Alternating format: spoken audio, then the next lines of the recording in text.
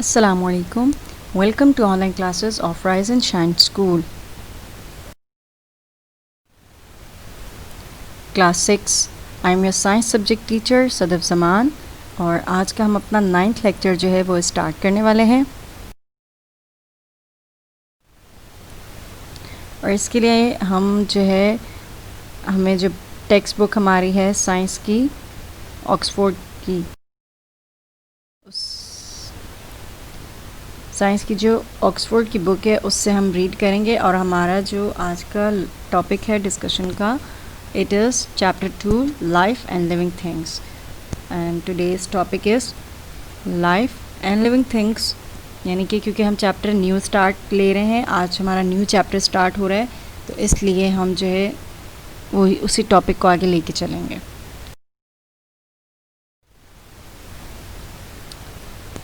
Okay, learning objectives. At the end of this lesson, you students will be able to learn that what is life and living things.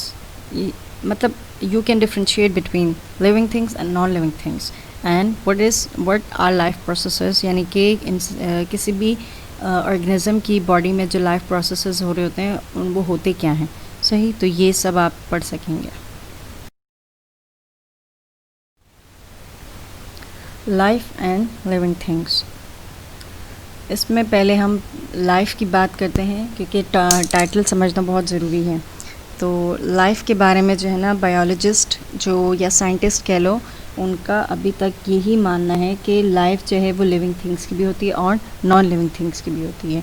तो इसलिए हम ये सिर्फ नहीं कह सकते कि लिविंग थिंग्स के साथ वर्ड लिविंग है तो सिर्फ वही लाइफ रखते हैं और नॉन लिविंग नहीं रखते, क्योंकि जैसे लिविंग थिंग्स हैं उनमें लाइफ होने की वजह से वो अपने काम आराम से परफॉर्म कर रहे होते हैं। तो इसी तरह से अगर हम किसी नॉन लिविंग थिंग की तरफ देखें, और जैसे मशीन है, कोई जूसर मशीन है, फ्रिज है या वॉशिंग मशीन है, ये सब, तो इन मशीन्स में जब तक उनकी फंक्शनैलिटी यानी कोई भी काम करने की एबिलिटी है तो हम उन्हें कह सकते हैं ना कि उनमें वो लाइफ पाई जा रही है जो काम करने के लिए चाहिए। तो इसीलिए या उन सर्वाइव कर रही हैं ना वो मशीन्स। तो बेसिकली लाइफ क्या होती है? सर्वाइवल, सही। किसी भी चीज़ का सर्वाइव करना वो लाइफ में कंसिडर किया जाता है। तो इसलिए बायोलॉजिस्ट या साइंटिस्ट जो हैं वो अभी तक इस नतीजे पे नहीं पहुँचे कि सिर्फ नॉन लिविंग थिंग्स जो हैं वो विदाउट लाइफ होते हैं, ये नहीं है। और ना ही इस नतीजे पे पहुँचे कि सिर्फ लिविंग थिंग्स में लाइफ होती है। तो ये जो है इस बात में अभी तक जो है कॉन्ट्रडिक्शन पाई जाती है, यानी कि उनमें इख्तिलाफ है अभी तक, सही। यानी लाइफ के बारे में भी सिर्फ यही कंसिडर किया जाता है। Now come to living and non living things. असल में लिविंग थिंग्स हैं तो लिविंग थिंग्स के कंपैरिजन में नॉन लिविंग थिंग्स भी आ जाती हैं। तो हम लिविंग थिंग्स देख लेते हैं। लिविंग थिंग्स में क्या आ जाती हैं? वो चीज़ें जो जानदार कंसिडर की जाती हैं, जिनमें जानदार से मुराद है जिन जान पाई जाती है। तो वो क्या है? पीपल यानी लोग, ह्यूमन बीइंग, एनिमल्स, प्लांट्स। तो लिविंग थिंग्स में ये आ जाते हैं। प्लांट्स में, सही। इसके अलावा माइक्रो ऑर्गेनिजम्स भी होते हैं, उनमें भी क्या होती है? लाइफ पाई जाती है। फिर नॉन लिविंग थिंग्स की बात करते हैं। नॉन लिविंग थिंग्स भी दो तरह के हैं, एक नेचुरल और मैन मेड। यानी नेचुरल जो कुदरती तौर पे पाई जाती हैं बेजान चीज़ें और या गैर जानदार चीज़ें, और मैन मेड यानी कि जो कि आर्टिफिशियल हैं, इंसान की बनाई हुई हैं। तो ये नॉन लिविंग से क्या हुआ मुराद कि यानी कि गैर जानदार चीज़ें, यानी कि जिनमें जान नहीं पाई जाती। तो ये इस तरह का डिफ्रेंशिएट इनके दरमियान किया गया। आगे जो बेसिक डिफरेंस है वो हम आगे चल के पढ़ते हैं, आगे नेक्स्ट स्लाइड्स में आएगा।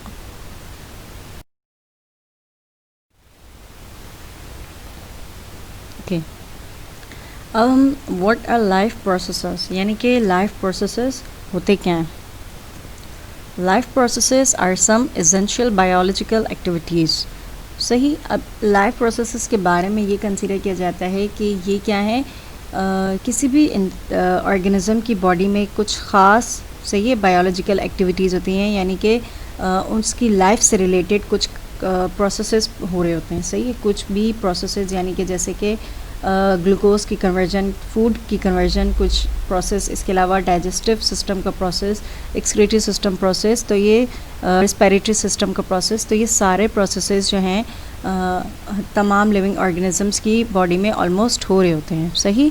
और ये क्यों हो रहे होते हैं? ताकि वो क्या कर सकें, अपनी जो ज़िंदगी का दायरा है उनमें क्या कर सकें, सर्वाइव कर सकें। जैसे कि यहाँ लिखा हुआ है, perform by almost every living organisms in order to properly survive in their cycle of life, ताकि वो अपनी ज़िंदगी के जो दायरा है ना उसमें प्रॉपरली क्या कर सकें, सर्वाइव कर सकें, यानी कि आगे चल सकें ना इन तमाम प्रोसेसेस को लेकर चलते हुए। Although they do not do all these in exactly the same way, यानी कि इन ऑर्गेनिजम्स की बात हो रही है, लिविंग ऑर्गेनिजम्स की, कि इन तमाम में लाइफ प्रोसेसेस पाए जाते हैं, सही, सेम लाइफ प्रोसेसेस, लेकिन लाजमी नहीं है कि सेम तरीके से हर ऑर्गेनिज्म जो है वो उस लाइफ प्रोसेस को आगे लेके चल रहा हो, या उसके अंदर ऐसा सिस्टम मौजूद हो कि वो उस लाइफ प्रोसेस के साथ जैसे दूसरा ऑर्गेनिज्म चल रहा है वैसे ही वो भी चले। जैसे अगर आप देखें यहाँ पे, ये आपको नज़र आएगा मशरूम, सही, कैट और आइवी प्लांट, यहाँ पे ये सारे आपको नज़र आ रहे हैं, तो सारे के सारे क्या लिविंग ऑर्गेनिजम्स में, यानी लिविंग थिंग्स में आ रहे हैं ना। तो मशरूम भी लिविंग थिंग है, कैट भी और आइवी प्लांट्स भी, लेकिन और इन सब में लाइफ प्रोसेस भी होता है। इसका भी अपना एक लाइफ प्रोसेस है, कैट का भी, यानी एनिमल है ये, और प्लांट, इसका भी अपना एक लाइफ प्रोसेस है। इन सब में लाइफ प्रोसेसेस चल रहे हैं, लेकिन इन सब के लाइफ प्रोसेसेस क्या हैं, एक दूसरे से डिफरेंट होते हैं। यानी कि ये भी क्या कर सकते हैं, न्यूट्रिएंट्स यानी न्यूट्रिशन का प्रोसेस करते हैं, इनमें भी न्यूट्रिशन का प्रोसेस होता है, इनमें भी होता है। मूव ये भी कर रहे होते हैं, ये भी कर रहे होते हैं, और ये भी कर रहे होते हैं, लेकिन इन सब का जो वे ऑफ रिस्पॉन्स है, सही है, वे ऑफ रिस्पॉन्स है, वो क्या है, डिफरेंट है। तो इस लिहाज से कहा जा रहा है कि हर एक का जो तरीका होता है इन प्रोसेसेस को लेके चलने का, या इनके अंदर जो प्रोसेस हो रहे होते हैं वो एक दूसरे से क्या हो रहे होते हैं, डिफरेंट स्पीड पे हो रहे होते हैं, सही। Okay, characteristics of living things. Number 1, respiration, सही। अब रेस्पायरेशन से क्या मुराद है, रिस्पायर, सही, तो यानी कि ऑक्सीजन का लेना और कार्बन डाइऑक्साइड को बाहर निकाला, यानी कि हम क्या करते हैं, रिस्पायरेशन जब सांस ले रहे होते हैं ना, यानी कि ऑक्सीजन अंदर सांस लेते हुए ऑक्सीजन को हम अपनी बॉडी में लेके जा रहे होते हैं और कार्बन डाइऑक्साइड को एक्सपेल आउट कर रहे होते हैं। तो यही आपके क्या कहते हैं, रिस्पायरेशन का प्रोसेस होता है। और ये असल में क्या होता है, फूड के दौरान एक तरह से एनर्जी रिलीज़ होने का जो प्रोसेस है वो आपके पास क्या है, रिस्पायरेशन। अब आपको यहाँ पे पिक्चर में नज़र आ रहा होगा कि जैसे कि हम क्या करते हैं, ऑक्सीजन को, सही है, इनटेक कर रहे होते हैं, सही। ह्यूमंस क्या करते हैं, ऑक्सीजन को इनटेक करते हैं और कार्बन डाइऑक्साइड को रिलीज़ करते हैं, और उस कार्बन डाइऑक्साइड को कौन यूज़ कर रहा होता है, प्लांट्स। और प्लांट से जो ऑक्सीजन है वो कौन ले रहे होते हैं, मतलब ह्यूमंस यूज़ कर रहे होते हैं। तो इस तरह से ये एक लाइफ प्रोसेस चल रहा होता है। अब नंबर 2 पे है न्यूट्रिशन। न्यूट्रिशन क्या है, the process of obtaining food, यानी कि फूड यानी ग़िज़ा हासिल करने का जो प्रोसेस होता है ना, वो आप असल में क्या कहलाता है, न्यूट्रिशन कहलाता है। जैसे तमाम लिविंग थिंग्स जो होते हैं ना, वो अपने जो न्यूट्रिएंट्स होते हैं वो कहाँ से लेते हैं, फूड से लेते हैं। जैसे एनिमल्स हैं, प्लांट्स हैं और ह्यूमंस हैं, ये तमाम के तमाम इनको जितने भी न्यूट्रिएंट्स चाहिए, विटामिन्स, मिनरल्स, कार्बोहाइड्रेट्स वगैरह, ये तमाम के तमाम इनको इनके फूड से मिलते हैं। तो ये न्यूट्रिएंट्स लेने का जो प्रोसेस है, या फूड में से न्यूट्रिएंट्स जो लेने का प्रोसेस होता है वो क्या कहलाता है आपके पास, न्यूट्रिशन। अब बात करते हैं ग्रोथ की। ग्रोथ कहते हैं कि नंबर और साइज़ ऑफ सेल्स का जो है वो क्या होना, इंक्रीज़ होना, सही। यानी कि तादाद भी बढ़ी हो और साथ में सेल जो है ना पहले कम थे, सही, पहले एक सेल था, एक के साथ मज़ीद 2 सेल हुए, 2 से 3, 3 से 4, तो इस तरह ग्रुप ऑफ सेल्स मिलकर कोई और ग्रुप ऑफ सेल्स मिले तो टिश्यू बना, टिश्यू से आपके पास आगे ऑर्गन से पूरा एक ऑर्गन सिस्टम बन गया। तो इस तरह से कह रहे होते हैं क्या हो रही होती है, मज़ीद ग्रोथ होती है। तो इसकी एग्जांपल आपको जैसे यहाँ पे नज़र आएगी, ये प्लांट्स ग्रो कर रहे हैं ना, मशरूम्स, तो इससे से पहले छोटे थे सेल्स में, ज़्यादा मज़ीद इनमें सेल्स की तादाद बढ़ती गई, नंबर बढ़ते गए, तो ये क्या होते गए, इनकी ग्रोथ होती गई। अब यहाँ पे तमाम लिविंग थिंग्स जो है ना उनमें ग्रोथ होती है। जैसे अगर ह्यूमन की बात करें तो ह्यूमन क्या है, ह्यूमन का जो पहला फेज़ होता है लाइफ का वो क्या है, एक न्यू बॉर्न बेबी के तौर पे, फिर वो थोड़ा मज़ीद बड़ा हो जाता है, फिर उसके बाद वो अडल्ट में कंसिडर किया जाता है। इसी तरह से एनिमल्स में भी क्या है, ग्रोथ होती है, पहले बहुत छोटा बेबी, दैन थोड़ा सा बड़ा, फिर उसके बाद मज़ीद उनमें क्या होती है, ग्रोथ होती है, अडल्ट में कंसीडर किए जाते हैं। प्लांट्स में भी पहले क्या होता है, बेबी प्लांट ग्रो होता है, फिर उसके बाद मज़ीद थोड़ा सा बड़ा हो जाता है प्लांट, देन वो फिर एक दरख्त बन जाता है। तो इस तरह से तमाम लिविंग थिंग्स या लिविंग ऑर्गेनिजम्स में क्या होती है, ग्रोथ पाई जाती है। लेकिन हर एक का जो प्रोसेस है ना, वो क्या होता है, एक दूसरे से थोड़ा डिफरेंट हो रहा होता है, लेकिन होते सब में ये लाइफ प्रोसेसेस। इसी तरह से बात करते हैं मूवमेंट की। मूवमेंट क्या है, it is the movement of living organisms from one place to another, यानी कि एक जगह से दूसरी जगह किसी भी ऑर्गेनिज्म का मूव करना, वो क्या है आपके पास, मूवमेंट कहलाता है। लाइक जैसे आपको ये घोड़ा मूव करते हुए नज़र आ रहा है, तो ये इसकी क्या है, मूवमेंट कंसीडर की जाती है। Responsiveness, being able to react quickly, being able to react quickly, यानी कि आपके पास जो है रिस्पॉन्सिवनेस, हम कहते हैं किसी भी चीज़ के कोई भी एक्शन हो तो उसके आपने क्या करना है, रद्द अमल फ़ौरन से ज़ाहिर करना है, या आपने कोई चीज़ सेंस की तो उसमें फ़ौरन से क्या करना है, रिस्पॉन्ड करना है। यानी आप इस काबिल हों कि फ़ौरन से किसी भी चीज़ को रिस्पॉन्ड कर सकते हो, रिएक्ट कर सकते हो उस पर। लाइक आपका ब्रेन यानी स्पाइनल कॉर्ड है, सही है, वहाँ पे रिफ्लेक्स एक्शन होता है, सही, और वहाँ पे कुछ सेंसेस पाए जाते हैं, सेंसर्स ऐसे कि अब जैसे यहाँ पे आपको नज़र आ रहा है कि इन्होंने मोमबत्ती यानी कैंडल पे हाथ रखा, जैसे ही इनको फ़ील हुआ कि बहुत गर्म है तो इन्होंने फ़ौरन अपना हाथ हटा दिया, और ये गर्म होना इनको कैसे फ़ील हुआ, इनके दिमाग ने फ़ौरन से सेंस किया, और सेंस करते ही जो है क्या हुआ, इफ़ेक्टर ऑर्गन्स जो हमारे मसल्स में पाए जाते हैं, लाइक ये यहाँ पर हमारे ब्रेन में इफ़ेक्टर ऑर्गन्स हैं, और वो इफ़ेक्टर ऑर्गन्स क्या करते हैं, नर्वस सिस्टम से मैसेज को सेंड कर रहे होते हैं, सही है, मस्कुलर टिश्यूज़ को। तो वहाँ पर जो है यानी इफ़ेक्टर ऑर्गन्स में ये इफ़ेक्टर ऑर्गन्स हैं, और इनमें मस्कुलर टिश्यूज़ पाए जाते हैं जिनको रिस्पॉन्ड किया गया, तो इन्होंने फ़ौरन से क्या कर दिया, हाथ को पीछे कर दिया। तो ये क्या है, रिस्पॉन्सिवनेस भी कहलाती है। इसी तरह से एक्सक्रीशन की बात करते हैं हम।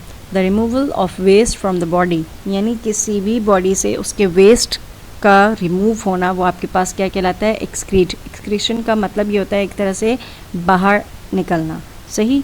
तो और किस चीज़ का मतलब कि ना, जो भी वेस्ट होता है ना बॉडी का जितना भी वेस्ट होता है, लाइक यूरिया, सही, तो यूरिन वगैरह, तो ये सब क्या है आपके पास वेस्ट में आता है। तो इनका बॉडी से रिमूव होना आपके पास क्या कहलाता है, एक्सक्रीशन।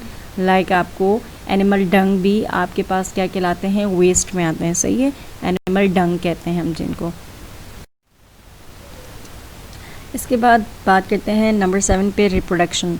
रिप्रोडक्शन क्या होती है, it is the biological process by which new individual organisms offspring are produce from their parents, यानी कि ये एक ऐसा बायोलॉजिकल प्रोसेस है, यानी कि लिविंग ऑर्गेनिजम्स की जो ना बॉडी में होने वाला ऐसा प्रोसेस है जिसमें क्या होता है, नए ऑर्गेनिजम्स यानी कि ऑफ स्प्रिंग अपने ही पेरेंट्स से क्या होते हैं, प्रोड्यूस हो रहे होते हैं, यानी कि उनकी कॉपीज़, उन्हीं से ना उनकी दूसरी कॉपी का फॉर्म होना, लेकिन वो कॉपी क्या होती है, आइडेंटिकल नहीं होती है, नॉन आइडेंटिकल होती है, सही। तो इसी तरह से अगर आप यहाँ पे देख लें तो आपको रिप्रोडक्शन का प्रोसेस अच्छे से समझ आ जाएगा, यानी कि पेरेंट्स से उनके ऑफस्प्रिंग का बनना और फिर वो तादाद बढ़ना, तो ये इस तरह से क्या होती है आपके पास, रिप्रोडक्शन कहलाती है। मेटाबॉलिज्म, ये क्या है, sum of all chemical reactions occurring in the body of an organism, यानी किसी भी ऑर्गेनिज्म की बॉडी में जितने भी केमिकल रिएक्शंस हो रहे हैं, यानी अगर हम ह्यूमन की बात करें, हम प्लांट्स की बात करें, एनिमल्स की बात करें, इन सब की बॉडी में कोई ना कोई केमिकल रिएक्शन हो रहा होता है। तो इन तमाम केमिकल रिएक्शंस का सम जो है वो आपके पास क्या कहलाता है, मेटाबॉलिज्म। अब मेटाबॉलिज्म भी दो तरह के होते हैं, एक होता है कैटाबॉलिज्म, एक होता है एनाबॉलिज्म। कैटाबॉलिज्म में क्या होता है कि जो लार्ज मॉलिक्यूल्स होते हैं वो आपके पास क्या होते हैं, ब्रेक डाउन हो रहे होते हैं। इसी तरह से एनाबॉलिज्म में क्या होते हैं, सिंथेसिस हो रही होती है, जो मॉलिक्यूल्स ब्रेक डाउन होते हैं उनकी वापस से फॉर्मेशन हो रही होती है। सही, सिंथेसिस मतलब फॉर्मेशन हो रही होती है। तो ये बात की है, जितने भी केमिकल रिएक्शंस हैं उनका सम आपके पास क्या कहलाता है, मेटाबॉलिज्म। सही, तो यानी आप कैटाबॉलिज्म और एनाबॉलिज्म को मिला दें तो आपके पास क्या बन जाता है, मेटाबॉलिज्म।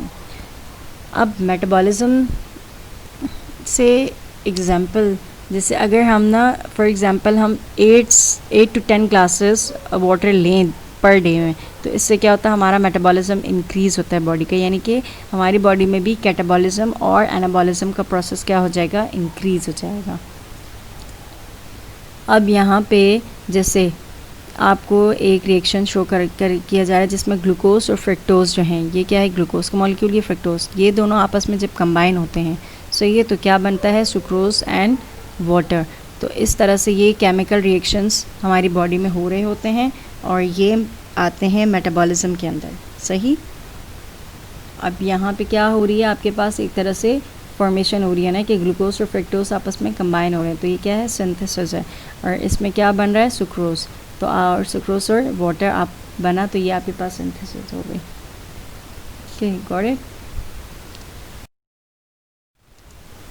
अब बात करते हैं डिफरेंसेस की जो लिविंग और नॉन लिविंग थिंग्स के दरम्यान है। यानी लिविंग थिंग्स जो हैं वो क्या कर सकते हैं, मूव कर सकते हैं खुद से, लेकिन नॉन लिविंग थिंग्स जो हैं वो मूव नहीं कर सकते खुद से। लिविंग थिंग्स जो हैं वो विद रिस्पेक्ट टू टाइम, उन जैसे जैसे वक्त गुजरता है वो ग्रोथ उनमें होती रहती है, यानी वो बड़े होते जाते हैं। लेकिन नॉन लिविंग थिंग्स में ग्रोथ किसी भी तरह से नहीं होती है टाइम के हिसाब से। अब लिविंग थिंग्स जो हैं उन्हें क्या है, हवा की ज़रूरत होती है, एयर चाहिए सांस लेने के लिए, लेकिन नॉन लिविंग थिंग्स का ऐसा कोई सिस्टम नहीं है, यानी उन्हें ब्रीथिंग सिस्टम की ज़रूरत ही नहीं है, एयर की ज़रूरत ही नहीं है। लिविंग थिंग्स को ग्रो होने के लिए फूड की ज़रूरत होती है, लेकिन नॉन लिविंग थिंग्स को नहीं होती। लिविंग थिंग्स जो हैं वो अपने इर्द गिर्द मौजूद एनवायरनमेंट में जितनी भी चेंजेस आ रहे होते हैं उनको फील करते हैं। लाइक टेम्परेचर बढ़ गया तो वो फील करेंगे, बारिश हो रही है तो उन्हें पता चल जाएगा, सही। और इसी तरह से मज़ीद प्रेशर का, यानी हवा का दबाव बढ़ना कम होना, ये सब चीज़ें क्या होती हैं, इन्वायरमेंटल चेंजेस हो गए या मज़ीद किसी भी तरह के चेंजेस को फ़ील करते हैं। लेकिन नॉन लिविंग थिंग्स, उनमें इस तरह के किसी भी चेंजेस को फ़ील करने की एबिलिटी नहीं होती। लिविंग थिंग्स क्या करते हैं, रिप्रोड्यूस कर सकती हैं, यानी उनमें नंबर ऑफ़ सेल्स इंक्रीज़ होते हैं, लेकिन नॉन लिविंग थिंग्स में ऐसा कोई प्रोसेस नहीं होता। अब एग्जाम्पल की बात करें लिविंग थिंग्स की, तो लिविंग थिंग्स में क्या है, ह्यूमन भी आते हैं, प्लांट्स, एनिमल्स, ये सारे क्या हैं, लिविंग थिंग्स एग्जांपल हैं। और नॉन लिविंग थिंग्स में आप जितने भी आपके सामने गैर जानदार यानी बेजान चीज़ें पाई जाती हैं, like book, pencil, bat, chair, table, सही, इस तरह की जितनी भी पेन वगैरह, ये सब क्या है आपके पास नॉन लिविंग थिंग्स कंसिडर की जाती हैं। अब मैं आपको होमवर्क दे रही हूँ और होमवर्क में आपने क्या करना है, chapter number 2 life and living things का रीड करना है और उसके पेज नंबर 16, 17 एंड 18, ये जो मैंने आपको ऊपर बताया है ये 16, 17 और 18 पूरे को कवर कर रहा है, तो आपने उसको थर्डली जो है वो रीड करना है बहुत अच्छे से। और इसके अलावा आपने टाइटल पेज और इंडेक्स जो है वो बनाना है और question number 1 and 2 chapter life and living things का लिखना है। इसकी फ़ाइल आपको होमवर्क के फोल्डर में अटैच मिलेगी जब आप उस लिंक को ओपन करेंगे, सही। और काम करने के बाद डिस्कशन बॉक्स में अपना काम ज़रूर पोस्ट कीजिएगा और अपनी अटेंडेंस को भी रेगुलर बनाएं। आज के लिए बस इतना ही और नेक्स्ट लेक्चर में दोबारा से आपके साथ मुलाकात होगी। तब तक के लिए अल्लाह हाफ़िज़। होपफुली आपको आज का लेक्चर समझ आ गया होगा और नहीं आया जिसको, तो वो डिस्कशन बॉक्स में अपने क्वेश्चन पूछ सकता है। अल्लाह हाफ़िज़। Thank you.